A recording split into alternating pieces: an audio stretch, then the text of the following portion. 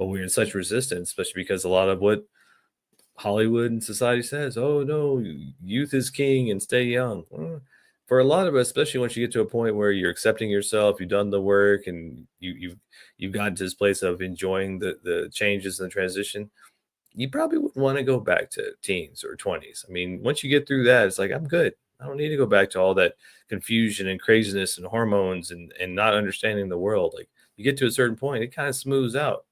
If it gets crazy, it's probably because you're like, I'm bored. Let's make it crazy. But I don't need it to be that way. I don't need that much excitement in my life because at this point, I'm pretty good with keeping it copacetic and going with the flow. Yeah. I had the opportunity last year to sit with somebody that I considered to be a mentor of mine, somebody I really looked up to and respected. Um, to sit next to him in a hospice room. Um, and I got to visit him a couple times while he was there before he passed away. But just to sit there in that moment, and he had a couple week period of the final transition. Most people don't check out of hospice, right? At least standing. Um, and so just to be in a space of like, man, ultimately, you know, as men,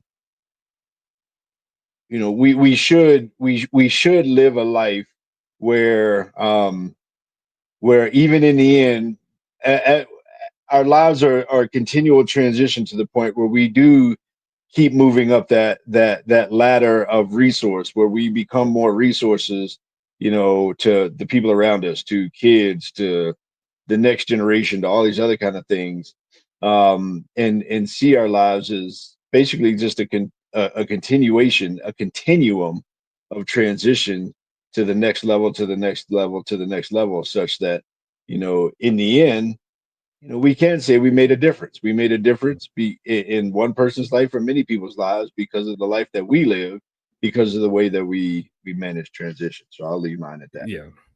Yeah. And even to that point, even once we come to the end of this physical life, it's still just the beginning of a new thing.